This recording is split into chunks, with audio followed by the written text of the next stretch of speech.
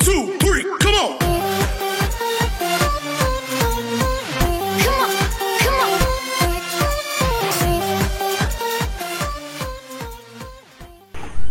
Assalamualaikum warahmatullahi wabarakatuh. Bismillahirrahmanirrahim. Anak-anakku semua, sebelum belajar marilah kita berdoa terlebih dahulu. Mudah-mudahan pembelajaran kali ini Allah menerima semua ilmu kita yang telah kita dapatkan, dan Allah juga meridhoi apa yang telah kita lakukan. Amin ya amin ya rabbal alamin.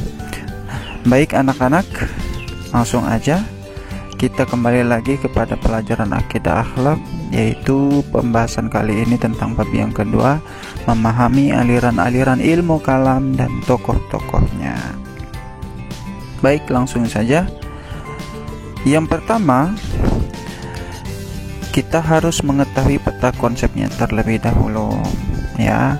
Aliran ilmu kalam itu ada Jabariyah, ada Qadariyah, ada Mu'tazilah, ada Ahlus Sunnah wal Jamaah, ada Khawarij, dan ada Murji'ah. Semuanya ada 6. Baik, langsung kita ke aliran Khawarij. Aliran Khawarij secara bahasa diambil dari bahasa Arab Khawarij. Secara harfiah berarti mereka yang keluar. Aliran Khawarij dipergunakan oleh kalangan Islam untuk menyebut sekelompok orang yang keluar dari barisan Ali bin Abi Thalib radhiyallahu anhu karena kekecewaan mereka terhadap sikapnya yang telah menerima tawaran tahkim atau arbitrase dari kelompok Muawiyah yang dikomandoi oleh Amr bin As dalam perang Siffin pada tahun 37 Hijriah atau 657 Masehi. Dan mereka juga tidak mendukung barisan Muawiyah radhiyallahu anhu. Jadi aliran Khawarij ini tadinya adalah sekelompok peperangan ya di perang Siffin, yang tadinya ada barisan dari barisan Ali bin Abi Thalib karena ada tahkim atau ada kesepakatan, jadi mereka keluar dari aliran atau dari barisan Ali bin Abi Thalib dan juga tidak mendukung dari Muawiyah. Menurut kelompok Khawarij, semua yang telah mengikuti proses tahkim termasuk Ali bin Abi Thalib dan Muawiyah telah melanggar ketentuan syara dan dihukumi kafir, naudzubillah, karena telah melakukan dosa besar, yakni tidak berhukum dengan hukum Allah. Berdasar kejadian tahkim tersebut, kelompok Khawarij mencetuskan pokok pemikiran bahwa setiap keputusan berada pada kekuasaan Tuhan, la hukma illa lillah. Tokoh aliran ini adalah Abdullah bin Wahab ar-Rashidi, Urwah bin Hudair, Mustarid bin Sa'ad, Hausarah al-As'adi, Quraib bin Marwah, Nafi' bin al-Azraq, Abdullah bin Bashir, Najdah bin Amir al-Hanafi. Nah, sekte aliran Khawarij itu ada sekte Al-Azariqah. Nama ini diambil dari Nafi ibnu al-Azraq, pemimpin utamanya. Dalam pandangan teologisnya, Al-Azariqah tidak menggunakan istilah kafir, tetapi menggunakan istilah musyrik atau politeis. Istilah musyrik bagi sekte Al-Azariqah adalah semua orang yang tidak sepaham dengan ajaran mereka. Bahkan orang Islam yang tidak ikut hijrah ke dalam lingkungannya dihukumkan musyrik, naudzubillah ya. Lalu ada sekte Al-Ibadiyah. Nama golongan ini diambil dari Abdullah bin Ibnu Ibad yang pada tahun 686 Masehi memisahkan diri dari golongan Al-Azariqah. Sekte ini lebih lembut daripada sekte Al-Zariqah. Namun secara umum aliran Khawarij merupakan aliran yang sangat keras dalam beragama. Aliran ini yang ditengarai menjadi cikal bakal terorisme di dunia Islam. Hal ini dikarenakan pemahaman yang kurang komprehensif dan lengkap dalam beragama.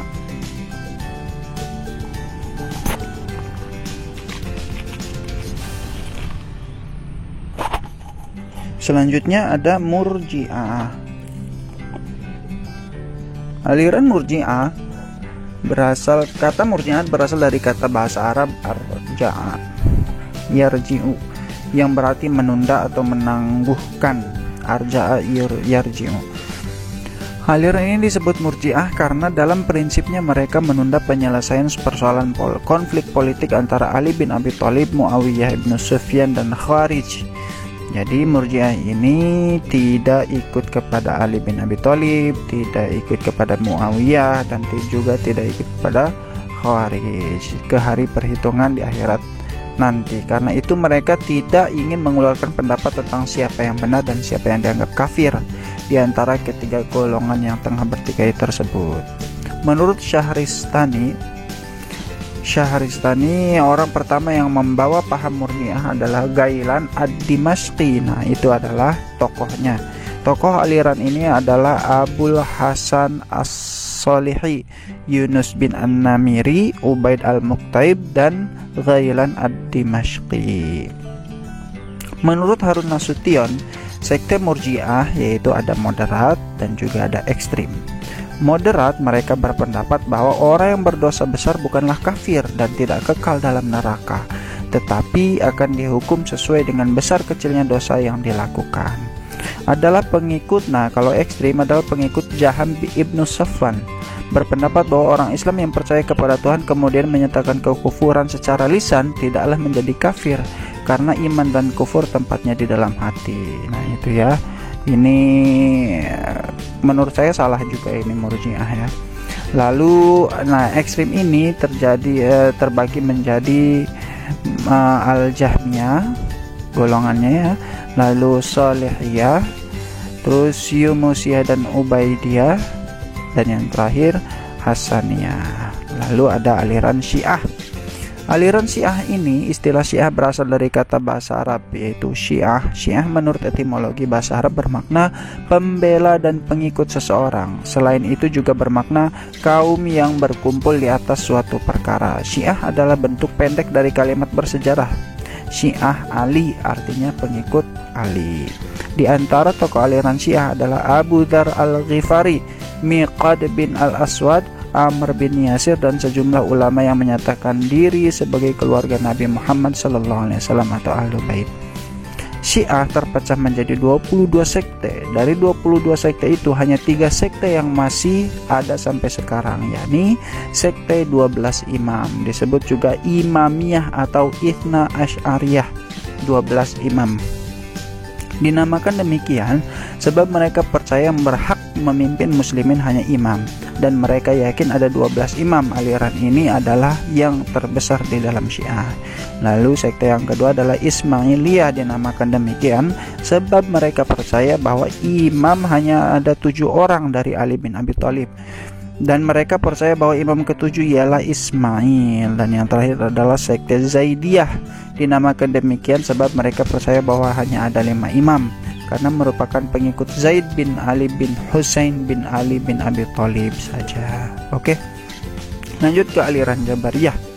Secara bahasa, Jabariyah atau fatalisme berasal dari kata jabara yang mengandung arti memaksa dan mengharuskannya melakukan sesuatu.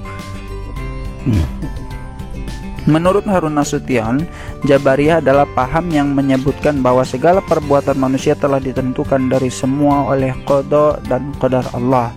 Maksudnya, setiap perbuatan yang dikerjakan manusia tidak berdasarkan kehendak manusia, tapi diciptakan oleh Tuhan dan kehendaknya. Manusia tidak mempunyai kebebasan dalam berbuat. Manusia mengerjakan perbuatan dalam keadaan terpaksa atau majbur. Alhamdulillah ya. Nah, ini agak salah juga kalau menurut saya. Sejarah Abu Zahra menuturkan bahwa paham ini muncul sejak zaman sahabat dan masa Bani Umayyah. Ketika itu para ulama membicarakan tentang masalah qadar dan kekuasaan manusia ketika berhadapan dengan kekuasaan mutlak Tuhan. Tokoh yang mendirikan aliran ini adalah Jaham bin Safwan, Al-Ja'ad bin Dirham, Husain bin Muhammad An-Najjar, dan Dirar ibnu Ammar. Nah, di dalam aliran Jabariyah ada 2 sekte, yaitu yang pertama adalah ekstrim. Aliran ini dikenal juga dengan nama Jahmiyah karena mendasarkan pemikiran kepada tokoh utamanya, yakni Jaham bin Safwan. Doktrin ajaran Jabariyah yang ekstrim mengatakan bahwa manusia lemah, tidak berdaya, terikat dengan kekuasaan dan kehendak Tuhan, tidak mempunyai kehendak dan kemauan bebas sebagaimana dimiliki oleh paham Qadariyah. Seluruh tindakan dan perbuatan manusia tidak boleh lepas dari skenario dan kehendak Allah. Segala akibat baik dan buruk yang diterima oleh manusia dalam perjalanan hidupnya adalah merupakan ketentuan Allah. Jadi semuanya yang dilakukan manusia itu adalah atas kehendak Allah atau atas ketentuan Allah, gitu ya. Nah ini kalau menurut saya nggak masuk di akal juga, karena nggak mungkin kan orang yang mencuri, orang yang berzina, orang yang bermaksiat kepada Allah itu atas kehendak Allah. Nah itu nggak mungkin. Lalu ada moderat. Sekte yang kedua adalah moderat. Tokoh yang berpaham seperti ini adalah Husain bin Muhammad An-Najjar. Ia menjadi pelopor aliran moderat yang menyatakan bahwa Tuhan menciptakan segala perbuatan manusia, tetapi manusia mengambil bagian atau peran dalam mewujudkan perbuatan-perbuatan itu. Menurut aliran Jabariyah moderat, Tuhan tidak dapat dilihat di akhirat. Nah itu ya. Jadi Allah nanti ketika di akhirat tidak akan bisa kita lihat. Itu adalah sekte Jabariyah yang moderat. Lalu ada aliran Qadariyah. Pengertian Qadariyah secara etimologi berasal dari bahasa Arab, yaitu qadara yang bermakna kemampuan dan kekuatan. Adapun secara terminologi adalah suatu aliran yang percaya bahwa segala tindakan manusia tidak diintervensi oleh Allah. Aliran ini lebih menekankan atas kebebasan dan kekuatan manusia dalam mewujudkan perbuatan-perbuatannya. Aliran Qadariyah berpendapat bahwa tiap-tiap orang adalah pencipta bagi segala perbuatannya. Ia dapat berbuat sesuatu atau meninggalkannya atas kehendaknya sendiri. Nah itu ya. Lalu menurut Ahmad Amin, ada sebagian pakar teologi yang mengatakan bahwa Qadariyah pertama kali dimunculkan oleh Ma'bad al-Juhaini dan Ghilan ad-Dimashqi sekitar tahun 70 Hijriah atau 689 Masehi. Ya, Ghilan ad-Dimashqi lagi nih. Lalu ada aliran Mu'tazilah. Nah, tadi aliran Jabariyah adalah Allah yang menentukan semuanya, dan kalau Qadariyah itu manusia yang menentukan semuanya. Terus ada aliran Mu'tazilah. Perkataan Mu'tazilah berasal dari i'tizal, yang artinya memisahkan diri. Mu'tazilah adalah salah satu aliran pemikiran dalam Islam yang banyak terpengaruh dengan filsafat barat, sehingga berkecenderungan menggunakan rasio sebagai dasar argumentasi. Latar belakang munculnya aliran Mu'tazilah adalah sebagai respon persoalan teologis yang berkembang di kalangan Khawarij dan Murji'ah akibat adanya peristiwa tahkim. Golongan ini muncul karena mereka berbeda pendapat dengan golongan Khawarij dan Murji'ah tentang pemberian status kafir kepada yang berbuat dosa besar. Pada mulanya nama ini diberikan oleh orang di luar Mu'tazilah karena pendirinya Wasil bin Atha tidak sependapat dan memisahkan diri dari gurunya Hasan al-Basri. Dalam perkembangan selanjutnya, nama ini kemudian disetujui oleh pengikut Mu'tazilah dan digunakan sebagai nama dari bagi aliran teologi mereka. Tokoh aliran Mu'tazilah diantaranya adalah Wasil bin Atha, Abu Huzail al-Alaf, An-Nazam, dan Abu Hashim al-Jubai. Nah, doktrin ajarannya yaitu At-Tauhid, yaitu keesaan Allah, Al-Adal, keadilan Tuhan, Al-Wa'ad, Wal-Wa'id, janji dan ancaman, Al-Manzilah bain al-manzilatain, posisi di antara posisi, dan Amar ma'ruf nahi mungkar. Nah itu adalah aliran Mu'tazilah. Jadi semuanya menggunakan rasio. Nah itu ya, aliran ini selalu memakai logika. Lanjut, aliran Ahlus Sunnah wal Jamaah atau Sunni. Nah ini yang aliran inilah yang lebih banyak di dunia, yaitu aliran Ahlus Sunnah wal Jamaah. Oke, langsung aja kita bahas. Ahlus Sunnah berarti penganut atau pengikut sunnah Nabi Muhammad SAW, dan Jamaah berarti sahabat Nabi. Jadi Ahlus Sunnah wal Jamaah mengandung arti penganut sunnah, i'tikad Nabi dan para sahabat.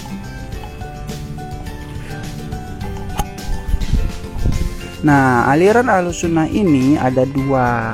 Yang pertama adalah Asy'ariyah, yang kedua adalah Maturidiyah. Nah, itu ada dua ya. Ada Ahlussunnah al-Asy'ariyah dan Ahlussunnah Maturidiyah. Asy'ariyah adalah sebuah paham akidah yang dinisbatkan kepada Abul Hasan al-Asy'ari. Abul Hasan menjelaskan bahwa ia menolak pemikiran Mu'tazilah, Qadariyah, Jahmiyah, Rafidhah, dan Murji'ah. Dalam beragama, ia berpegang pada Al-Quran, Sunnah, Nabi, dan apa yang diriwayatkan dari para sahabat, tabi'in, serta imam ahli hadis. Nah, jadi ini yang biasa kita jalani kehidupan sehari-hari, yaitu atau dalam beribadah, yaitu Ahlussunnah wal Jamaah itu pasti berpatokannya bukan pada nalar atau logika yang seperti tadi aliran Mu'tazilah, yaitu kan pakai logika. Terus ada aliran Khawarij lebih ekstrim, ini semuanya dikafirkan kalau tidak sepaham dengan mereka. Terus ada aliran apalagi, ada aliran Murji'ah ya. Nah, lanjut. Nah, kalau Maturidiyah ialah aliran pemikiran kalam yang berpegang pada keputusan akal pikiran dalam hal-hal yang tidak bertentangan dengan syara'. Sebaliknya, jika hal itu bertentangan dengan syara', maka akal harus tunduk kepada keputusan syara'. Aliran Maturidiyah lahir di Samarkand pertengahan kedua dari abad 9 Masehi. Pendirinya adalah Abu Mansur Muhammad ibnu Mahmud al-Maturidi di daerah Maturid, Samarkand, untuk melawan mazhab Mu'tazilah. Nah, tadi kan tahu ya, kalau Mu'tazilah hanya berpikir atau menggunakan rasionya saja, tapi kalau Maturidiyah dia memakai rasio tetapi tidak bertentangan dengan syara'. Jadi memakai rasio yaitu ijtihad, yaitu harus sesuai dengan Al-Quran dan Al-Hadis atau Sunnah Nabi. Golongan Maturidiyah ini terbagi dua, yaitu golongan Maturidiyah dari Bukhara dan golongan Maturidiyah Samarkand. Alhamdulillahirabbil alamin. Oke, gitu aja. Mudah-mudahan manfaat, mudah-mudahan barokah, mudah-mudahan kita semua jadi anak yang soleh dan solehah, dan mudah-mudahan kita semua jadi orang yang sukses dalam beribadah fid dunya wal akhirah, dan sukses dalam mencari ilmu, dan sukses juga dalam mendapatkan derajat di sisi Allah. Amin ya rabbal alamin. Akhirul kalam wal afu minkum. Assalamualaikum warahmatullahi wabarakatuh.